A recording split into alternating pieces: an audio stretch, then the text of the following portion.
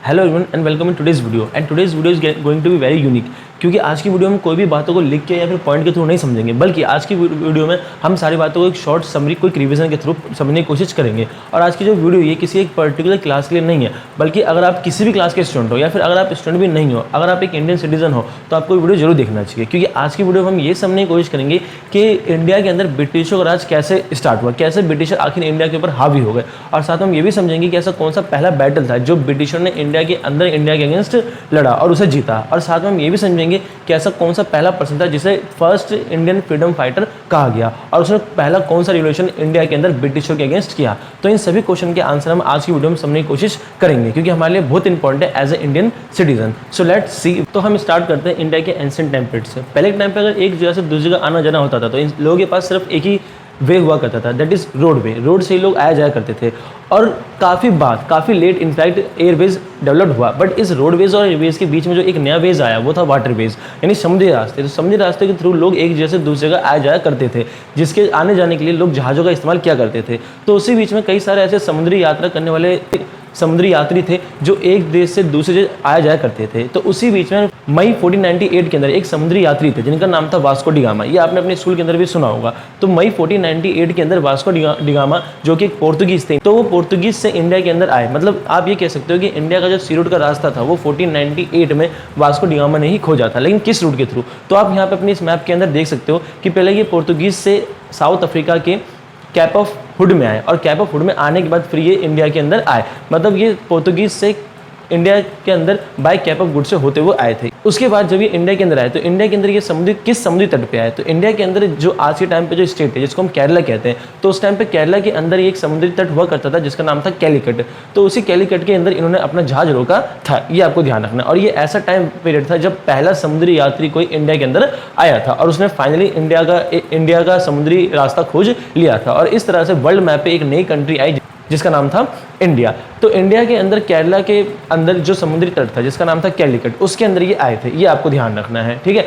इस कैलीकट को आज के टाइम कोझिकोड के नाम से जाना जाता है। और जैसे ही वास्को डी गामा ने इंडिया का समुद्री रास्ता ढूंढा तो उसके बाद सिर्फ पोर्तुगीज ही नहीं बल्कि बहुत सारे ऐसे दूसरी कंट्री के लोग थे जिनका यहाँ पे आना जाना लग गया, क्योंकि उस टाइम पे और आज के टाइम पे दोनों ही जगह टाइम पे एक चीज़ सेम थी, दैट इज बिजनेस। हर किसी को अपना बिजनेस फैलाना था। तो उस टाइम पे हर एक कंट्री को अपना बिजनेस फैलाना था। और जब उस टाइम पे समुद्री यात्रा ढूंढ लिया गया इंडिया में आने का, तो दूसरी कंट्री के लोगों ने भी सोचा कि उनको एक नया मार्केट मिल गया और उन्होंने यहाँ पे आके बिजनेस करना चालू कर दिया। और इस लाइन में सिर्फ ऐसा नहीं कि सिर्फ पोर्तुगीज थे, बल्कि पोर्तुगीज के अलावा नीदरलैंड के लोग, डच के लोग, डेनिश के लोग, इनफैक्ट जो ब्रिटिशर थे वो भी 1600 के अंदर ही आए थे बिजनेस करने ही। तो इस तरह से जब इंडिया का सी रूट खोजा गया तो उसके बाद एक के बाद एक नई कंट्रीज इंडिया के अंदर आने लग गई ताकि वो यहाँ पे आके अपना बिजनेस कर सके। और इसी बिजनेस के दौरान इंडिया के अलग अलग तरह की चीजें पूरे वर्ल्ड के अंदर फेमस हुई। एग्जाम्पल के लिए यहाँ के मसाले फेमस हुए, यहाँ के कॉटन फेमस हुए, यहाँ के टेक्सटाइल फेमस हुए, और भी ऐसे बहुत सारी चीजें थी जो इंडिया के रॉ मटेरियल पूरे कंट्री के अंदर फेमस हुए। ये आपको ध्यान रखना है। तो ये काफी एक अच्छी इकोनॉमिक पॉइंट थी इंडिया के लिए।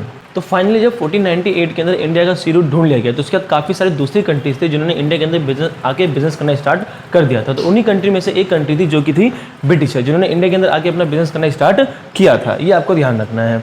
तो लेकिन ब्रिटिशर के लिए इंडिया के अंदर आके बिजनेस करना इजी नहीं था। ऐसा क्यों? ऐसा इसलिए क्योंकि उस टाइम पे ब्रिटिश के अंदर जो रूल था वो एक मोनार्की रूल था। मोनार्की मतलब ये कि राजा महाराजा का रूल। और पहले के टाइम पे सिर्फ ब्रिटिश के अंदर नहीं बल्कि पूरे वर्ल्ड के अंदर जितने भी कंट्री हुआ करती थी उन सभी कंट्री में लगभग हर एक कंट्री के अंदर राजा महाराजाओं का यानी कि मोनार्की का रूल हुआ करता था। तो ब्रिटिश के अंदर उस टाइम पे जिस राजा महाराजा यानी मोनार्की का रूल था उनका नाम था क्वीन एलिजाबेथ। तो क्वीन एलिजाबेथ फर्स्ट। तो 1600 के अंदर ब्रिटिशर के कुछ बिजनेसमैनों ने 31 दिसंबर 1600 के अंदर एक नया बिजनेस स्टैब्लिश किया गया ब्रिटिशों के द्वारा, जिसका नाम रखा गया द ईस्ट इंडिया कंपनी। और इस ईस्ट इंडिया कंपनी को इंडिया के अंदर बिजनेस करने का परमिशन क्वीन एलिजाबेथ फर्स्ट ने ब्रिटिशर बिजनेसमैन को दे दिया था। तो जब ब्रिटिशर बिजनेसमैन अपनी कंपनी यानी कि द ईस्ट इंडिया कंपनी के साथ इंडिया में आए तो इंडिया के अंदर भी बिजनेस करने के लिए उन्हें इंडिया के राजा से पूछना पड़ता था। तो उस टाइम पे जो इंडिया के अंदर राज चल रहा था वो थे मुगल के एम्पीरियर जहांगीर। तो ब्रिटिशर ने किस तरह से जहांगीर को मनाया और जहांगीर भी फाइनली लास्ट में ब्रिटिशों को उन्होंने परमिशन दे दिया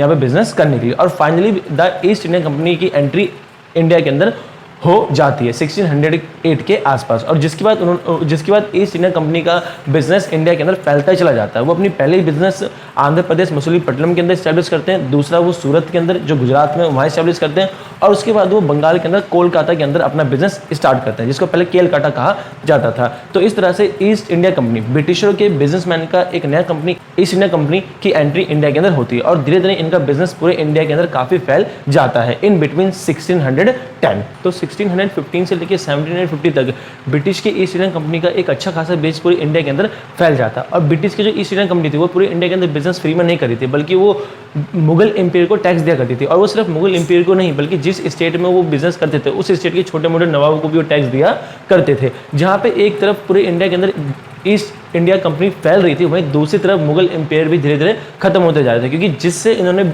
परमिशन लेके बिजनेस किया था, यानी कि जहांगीर से, वो जहांगीर मर चुका था। और जहांगीर के बाद जो उसका बेटा था शाहजहां, उसकी भी डेथ हो चुकी थी। और शाहजहां के बाद जो लास्ट पावरफुल मुगल एम्पायर हुआ, दैट इज औरंगजेब, उसकी मौत 1707 के अंदर हो गई थी। तो जब ब्रिटिश के ईस्ट इंडिया कंपनी को पता चला कि भाई जो सबसे पावरफुल एम्पायर है, यानी कि जो मुगल एम्पायर है, वो मर चुके हैं, तो उसके बाद उन्होंने ब्रिटिशर ने अपना एक पॉलिटिकल करियर ब्रिटिश इंडिया के अंदर इस्टेब्लिश करना चालू किया, क्योंकि ईस्ट इंडिया कंपनी चाहते थे कि वो इंडिया के अंदर अपना बिजनेस परमानेंट कर ले।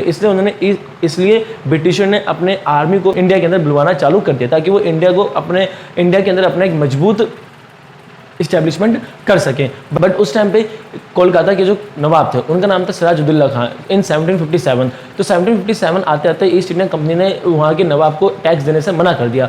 और टैक्स देने से मना ही नहीं किया, बल्कि उन्होंने अपने आर्मी, यानी कि ब्रिटिश आर्मी को भी इंडिया में बुलवाना चालू कर दिया। और इंडिया के अंदर उन्होंने बिना पूछे अपने खुद के किले बनवाने चालू कर दिए, जो कि कोलकाता के सिराजुद्दौला खान को बिल्कुल भी पसंद नहीं आ रहा था। उनको ये बिल्कुल भी पसंद नहीं आ रहा था कि ब्रिटिशर जो है वो कोलकाता के अंदर अपने किले बनवा रहे हैं, अपने सैनिकों को बुलवा रहे हैं। बट इन सबको करने से पहले वो सिराजुद्दौला खान से बिल्कुल भी परमिशन नहीं ले रहे थे। और इतना ही नहीं, बल्कि उन्होंने सिराजुद्दौला खान को टैक्स देने से भी मना कर दिया था। तो ये सब देखिए सिराजुद्दौला खान को बिल्कुल भी अच्छा नहीं लगा, जिसके बाद फाइनली सिराजुद्दौला खान ने ब्रिटिशों के अगेंस्ट जंग छेड़ दिया। तो सिराजुद्दौला खान ने ब्रिटिशों के अगेंस्ट जो लड़ाई लड़ी, इस लड़ाई का नाम रखा गया बैटल ऑफ प्लासी। क्योंकि बैटल ऑफ प्लासी इसलिए क्योंकि जिस जगह ये लड़ाई हुई थी वो प्लासी में हुई थी, जो कोलकाता के अंदर हुगली नदी के किनारे के पास है, इसलिए this war was known as battle of Plassey of 1757। तो इंडिया के अंदर जो सबसे पहला वार था जो ब्रिटिशों ने किसी इंडियन के अगेंस्ट लड़ा था, वो बैटल ऑफ प्लासी था, जो कि 1757 के अंदर लड़ा गया था। ये आपको ध्यान रखना है। अब हम ये देखते हैं कि जो बैटल ऑफ प्लासी हुआ, इस बैटल ऑफ प्लासी का रिजल्ट क्या रहा। बट बैटल ऑफ प्लासी का रिजल्ट समझने से पहले हम कुछ सिराजुद्दौला के बारे में समझते हैं। तो बेसिकली कोलकाता के नवाब सिराजुद्दौला का पूरा नाम मिर्ज़ा मोहम्मद सिराजुद्दौला खां था। और मिर्ज़ा मोहम्मद सिराजुद्दौला खां कोलकाता के नवाब 1756 में बने थे। और जब ये 1756 में नवाब बने थे तब इनकी उम्र मात्र 23 साल थी। यानी कि ये जब ये बैटल ऑफ प्लासी अंग्रेजों के खिलाफ लड़ने जा रहे थे तब इनकी उम्र मात्र 24 साल थी। तो अब हम देखते हैं बैटल ऑफ प्लासी को। तो बैटल ऑफ प्लासी में दो गुट थे जो आपस में लड़ रहे थे। बैटल ऑफ प्लासी जो हुआ था वो 23 जून 1757 को हुआ था इन बिटवीन सिराजुद्दौला खान और अंग्रेजों की तरफ से, यानी कि ब्रिटिशों की तरफ से जो ये लड़ाई लड़ रहे थे वो रॉबर्ट क्लाइव थे। ये आपको ध्यान रखना है। हालांकि रॉबर्ट क्लाइव सिराजुद्दौला खान से बैटल ऑफ प्लासी में नहीं जीत पाते, बट उस टाइम पे जो सिराजुद्दौला खान के मिलिट्री जनरल थे उसका नाम था मीर जाफर। और मीर जाफर ने सिराजुद्दौला खान का साथ नहीं दिया, उसको धोखा दिया और वो ब्रिटिशर के रॉबर्ट क्लाइव के साथ जाके मिल गया। और रॉबर्ट क्लाइव मीर जाफर की मदद से ही सिराजुद्दौला खान को हरा पाता है। और इस तरह से जो 1757 में बैटल ऑफ प्लासी हुआ, इस बैटल ऑफ प्लासी के अंदर सिराजुद्दौला खान हार जाता है और ब्रिटिशों का रॉबर्ट क्लाइव जीत जाता है, क्योंकि उसका साथ मीर जाफर ने दिया था। ये आपको ध्यान रखना है। तो basically battle of Plassey first battle था जिसके थ्रू ब्रिटिशों को पता चलता है कि वो इंडिया के अंदर किस तरह से आसानी से अपना एक दबदबा बना सकते हैं, क्योंकि वो समझ चुके थे कि इंडिया के अंदर जितने भी छोटे मोटे किंग्स थे वो हमेशा आपस में लड़ते रहते थे। तो इसलिए ब्रिटिशरों ने एक आइडिया बनाया, एक आइडियोलॉजी निकाली और जिसका नाम उन्होंने रखा डिवाइड एंड रूल, जिसके तहत वो इंडिया के अंदर छोटे मोटे किंग्स को आपस में लड़ाया करते थे और जो जीत जाता उसको फिर वो बाद में हरा दिया करते थे। और इस तरह से धीरे धीरे उन्होंने पूरे कंट्री के ऊपर कब्जा कर लिया था। तो पहला लड़ाई जो बैटल ऑफ प्लासी हुआ 1757 को, उसको तो ब्रिटिशों ने जीत लिया। अब ये देखते हैं कि इसके बाद और कौन सी लड़ाई होती है। सो लेट्स सी।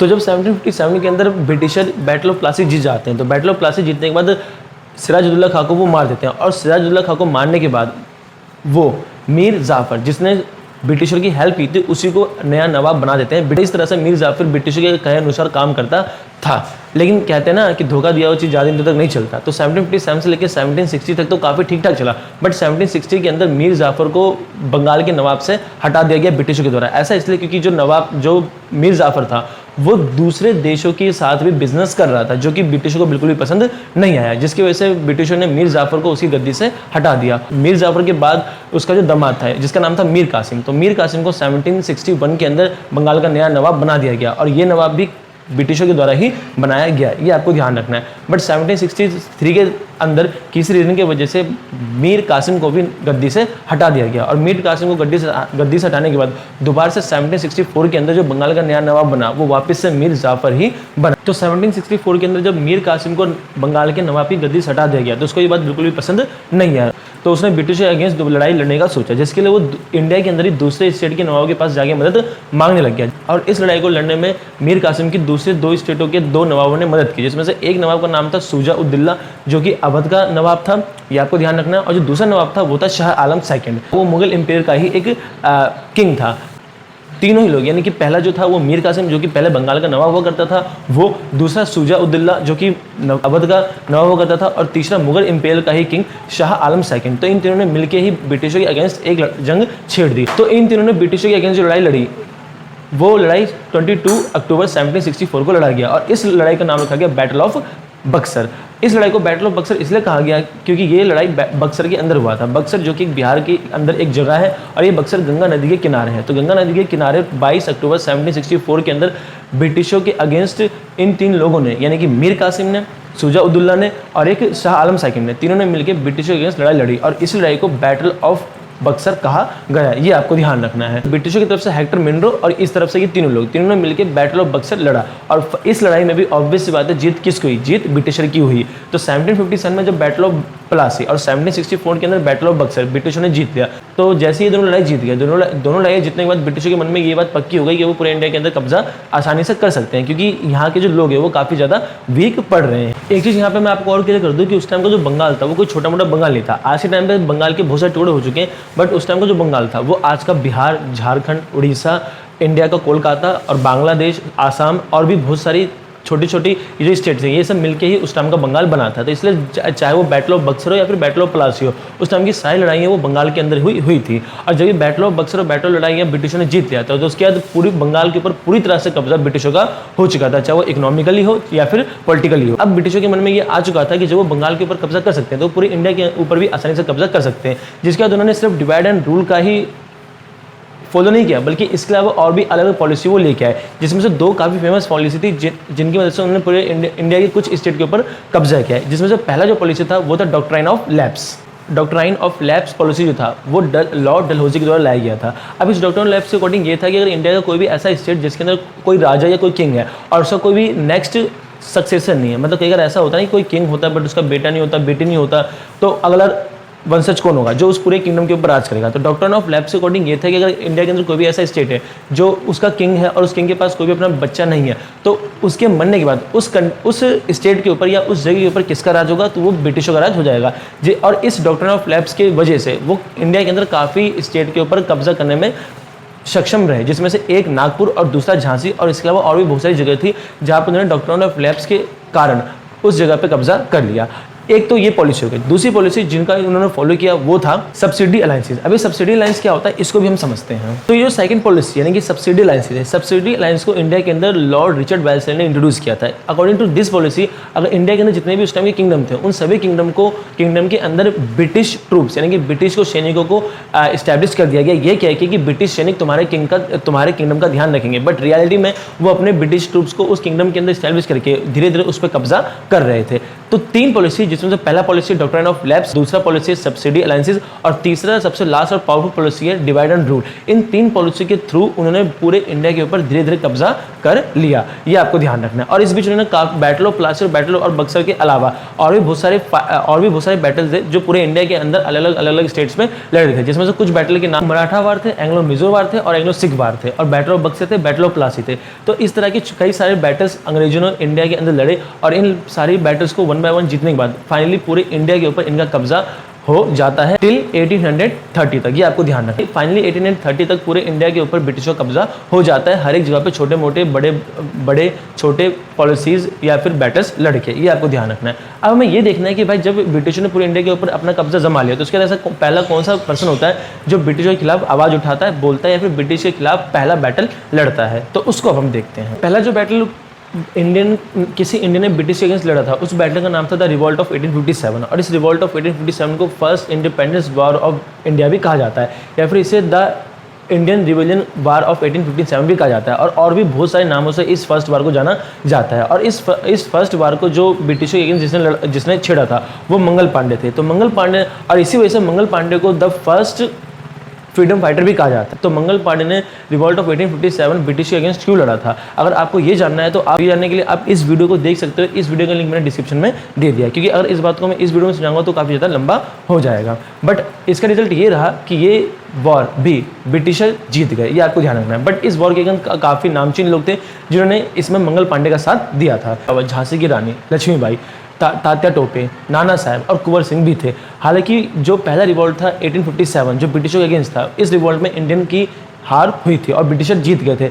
बट सोचने वाली बात यह है कि इस वॉर के बाद ब्रिटिश का जो एम्पायर था वो इंडिया के अंदर हिल चुका था, और वो और भी ज़्यादा सतर्क हो गए थे। बट बात वहीं की वहीं रही कि पूरे इंडिया के अंदर अभी भी जो कब्जा है वो ब्रिटिशों का है। तो हम नेक्स्ट वीडियो में ये देखेंगे कि रिवॉल्ट ऑफ 1857 के बाद ऐसा कौन सा वॉर है या फिर ऐसा कौन सा रिवॉल्ट है जो कोई इंडियन ब्रिटिश के अगेंस्ट करता है, और कैसे हमें ब्रिटिशों से आज़ादी मिलती है। So we will see that remaining part in next video. Till watch this video completely and share it with your all friends.